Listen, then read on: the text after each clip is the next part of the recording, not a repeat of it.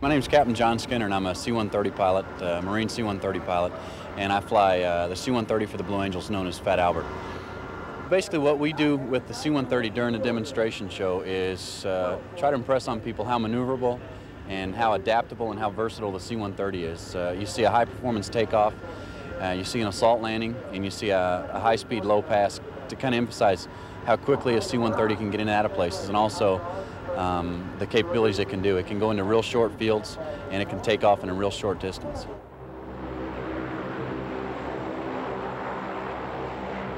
Here's an excellent photo opportunity of the C-130 taxiing down the runway. What a beautiful bird she is with her blue and yellow and white paint schemes.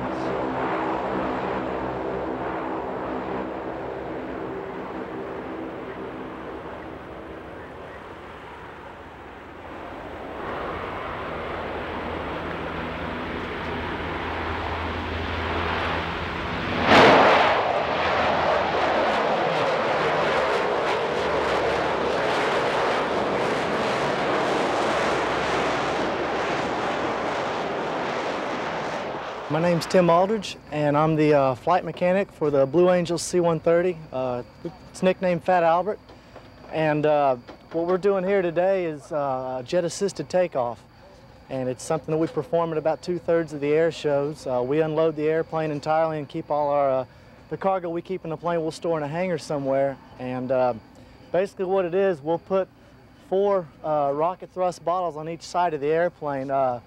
Got a gentleman over here now. It's getting the hooks, the attach points for the bottle. He's getting those ready right now. He's sanding them down so we get a good continuity, a good check on the bottles and all.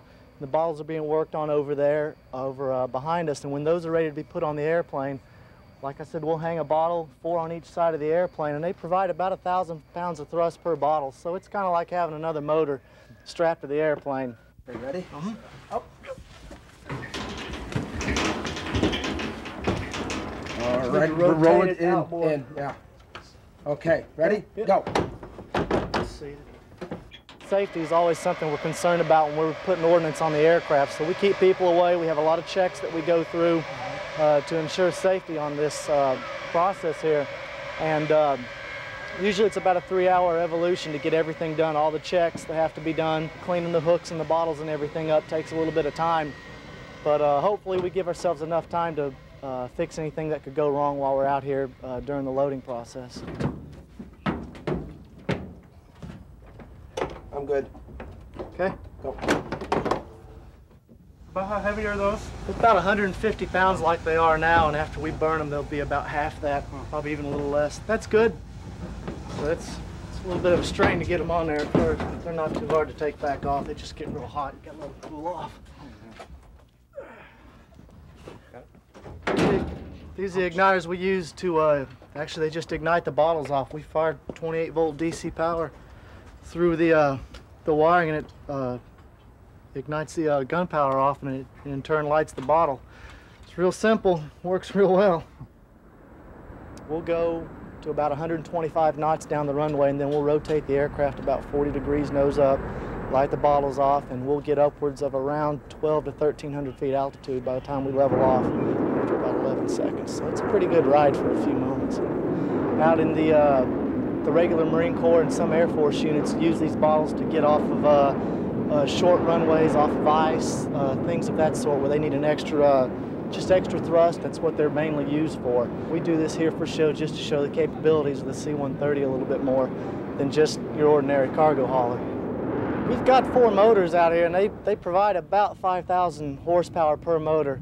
So we've got plenty of power for most every mission. We can carry up to about 175,000 pounds of gear.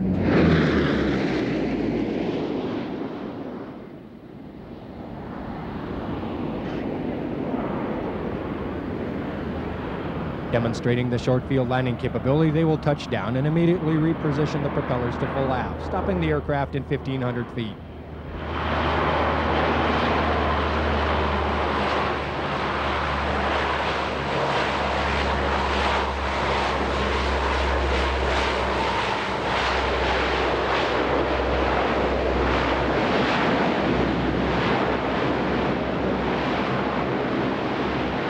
You'll notice that not only can the aircraft stop quickly, but can actually taxi backwards.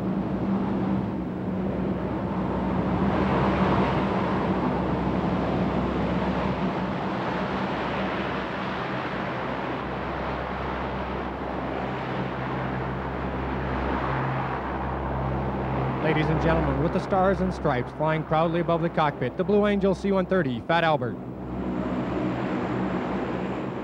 I personally get a lot more out of the air shows probably than the people that come to see the air shows, because it gives me an opportunity not only to go around and meet people from all over the country and all over the world, but for people from those places to get to meet me and just see that we're just regular folks. You know, I lived up the road here about 50 miles for 5 or 6 years when I was a kid, and it's really good for people to see that just the common average American kid can do something like this. I remember when I was a kid growing up, I used to think that people in the spotlight had to be special and things like that, but for me being here, it proves to a lot of people that really it just takes a lot of hard work to get where I'm at.